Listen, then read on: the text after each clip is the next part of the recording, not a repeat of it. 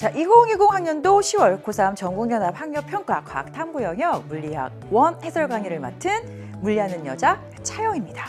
자, 어떻게 보면 수능을 앞두고 공식적으로 우리가 스스로 어떻게 셀프 테스트라고 할 수 있겠죠.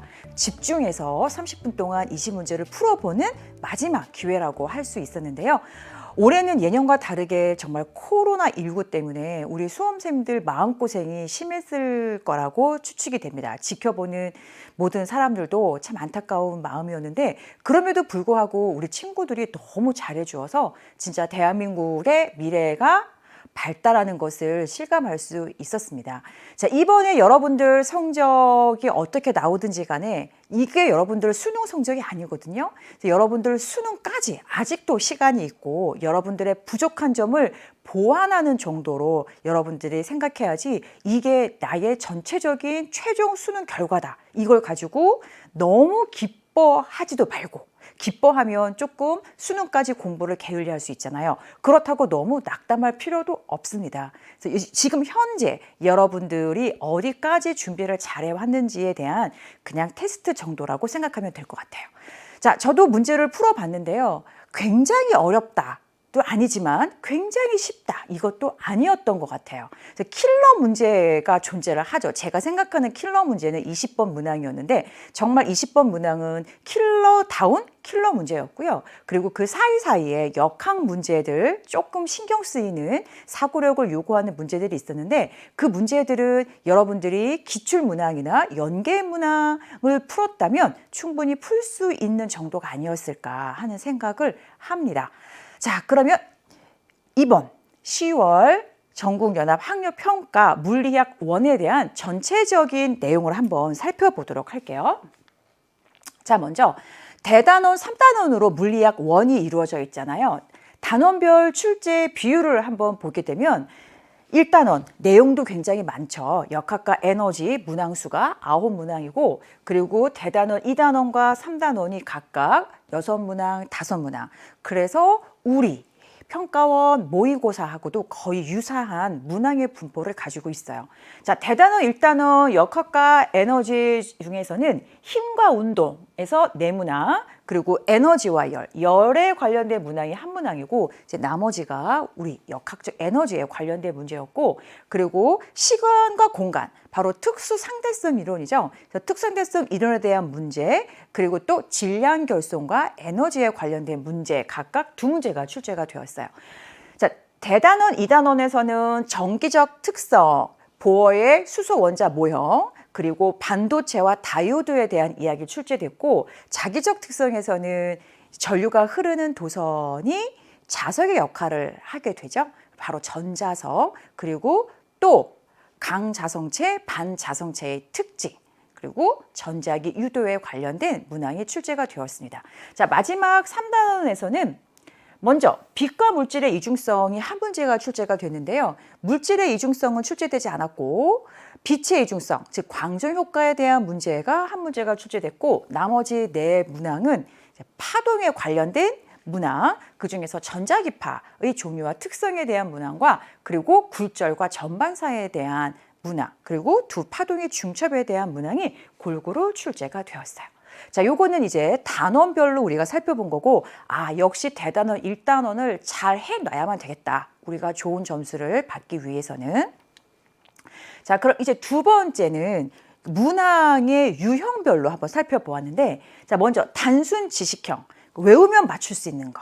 자, 외우면 맞출 수 있는 거에다가 사실 조금 생각해도 되지만 그 생각이라고 하는 것도 이미 우리가 알고 있으면 풀 수 있는 문제 4문항 정도가 출제가 되었고요. 그 다음 정성적 개념형과 정량적 계산형이 있는데 정량적 계산형은 정말 수치를 대입해서 답을 딱 떨어지는 수치의 답을 얻는 문항이고 정성적인 개념형 문항은 개념을 묻고는 있지만 사실 우리가 또 공식을 가지고 대소관계를 비교한다든지 그리고 몇 배냐 뭐 이런 정도도 선생님이 정성적 개념형 문항에 포함을 시켰어요. 그래서 우리가 개념 문제 하면 굉장히 쉬울 거라는 생각을 할 수 있는데 이렇게 노랗게 표현된 것이 난이도가 있는 문제예요. 그래서 개념형 문제에서도 난이도가 있는 문제가 출제가 되고, 그리고 무조건 계산 문제라고 어려운 것만은 아니다. 노란색으로 색칠된 이 번호는 난이도가 있는 문항이지만 계산 문제도 어렵지 않은 문제들도 있다. 그러니까 여러분들이 무조건 계산 문제는 어려워, 개념 문제는 쉬워, 이런 편견을 갖고 있으면 안 되겠다. 그리고 늘 빠지지 않고 나오는 거 있죠. 탐구 활동 문항. 그러니까 실험의 과정이 있고, 그리고 결과가 주어져서 우리로 하여금 해석하게 할 수 있는.